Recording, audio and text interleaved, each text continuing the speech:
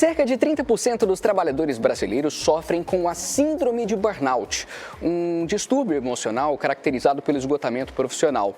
A síndrome foi reconhecida, inclusive, pela Organização Mundial de Saúde, a OMS, em 2022, e permite que as pessoas diagnosticadas tenham direito ao benefício por incapacidade temporária. E é sobre esse assunto que a gente vai falar agora no quadro Seu Direito.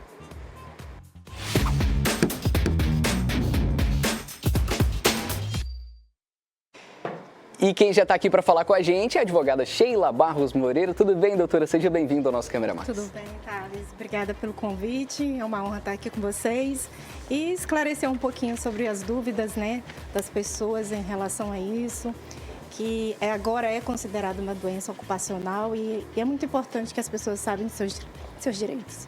Muito bem, o burnout que é uma situação, uma condição que é muito associada inclusive ao trabalho, o esgotamento mental em relação ao trabalho, enfim.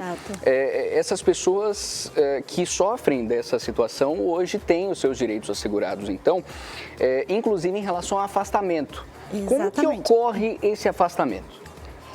Olha, o afastamento ocorre mediante o atestado médico. Ele, primeiramente, ele tem que estar com atestado, diagnosticado a síndrome, e ele, a partir daquele momento, ele tem que apresentar para a empresa que ele tem esse problema, essa doença, e a empresa vai pagar os primeiros 15 dias para ele, e depois, se continuar, se o atestado dele, ele ainda estiver incapacitado, ele vai ser encaminhado para o INSS para receber o benefício, que é o benefício por incapacidade, que é o conhecido auxílio-doença.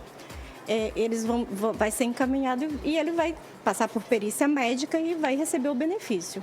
Então, após os 15 dias, o trabalhador não recebe mais salário da empresa? Não recebe mais salários da empresa. O INSS é que vai fazer o pagamento do salário dele, que é do benefício previdenciário. Esse benefício, ele demora para sair, para ser pago? Olha, as perícias, elas estão demorando um pouco para serem avaliadas, para serem realizadas.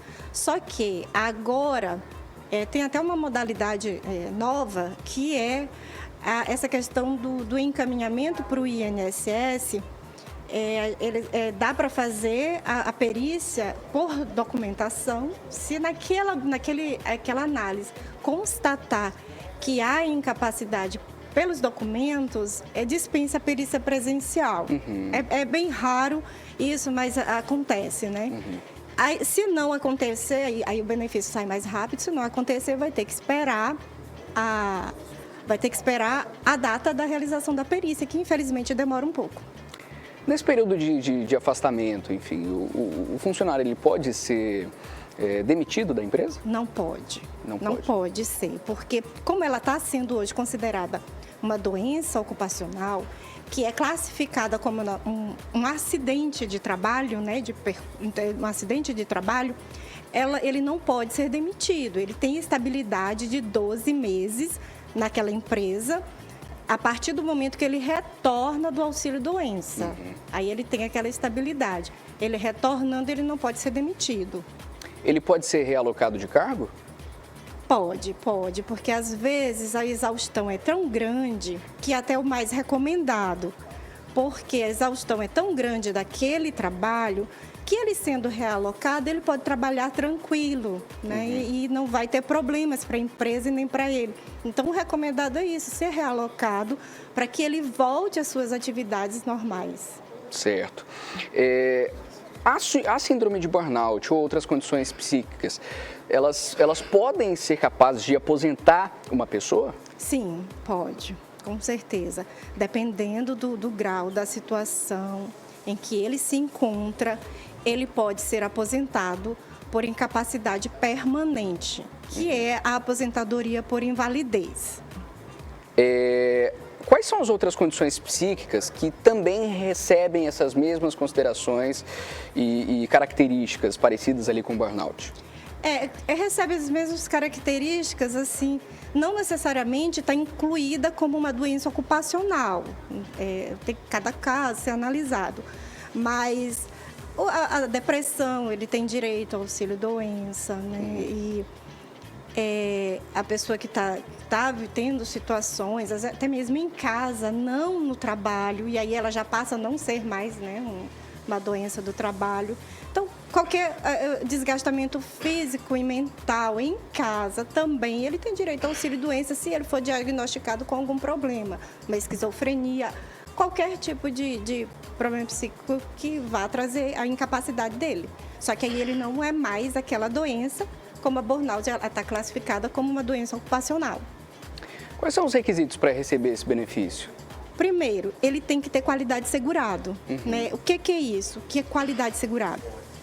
Ele tem que estar trabalhando. Né? Então, a síndrome de burnout, como ela está classificada como uma doença do trabalho, ela não necessariamente precisa da carência. O que é isso?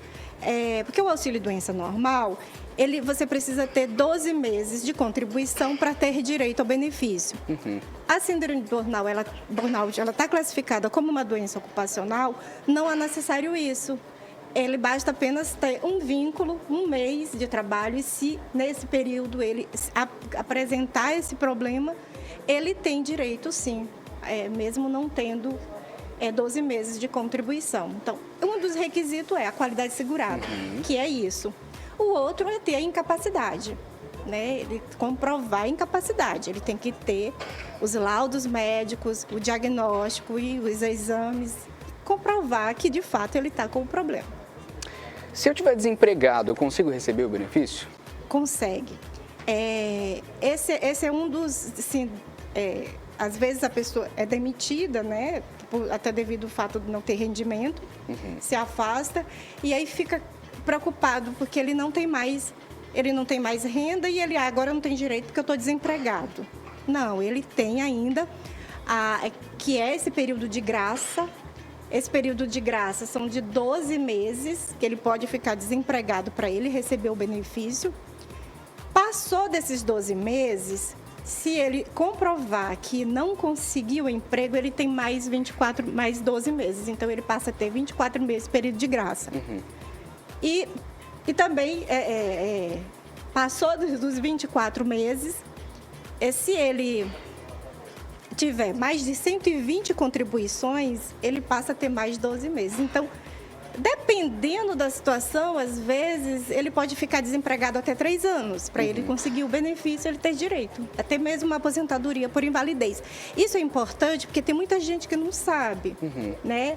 Então, assim, é muito importante que faça uma análise de cada caso, porque tem muita gente que não sabe. Ele está desempregado já tem 2 anos e ele ficou doente, independentemente que seja burnout ou não, uma doença, né? E a pessoa fica doente nesse período de estar desempregado e ele não busca seus direitos, né? Isso daí, e ele não busca, ele fica doente e, às vezes, tem casos até de chegar a falecer e a esposa nem procurar buscar uma pensão por morte, que seria o caso. Então, essa informação de que esse período de graça ele pode ser estendido é muito importante, porque muitos casos não buscam porque não tem conhecimento. Como as pessoas podem ter acesso a essa informação?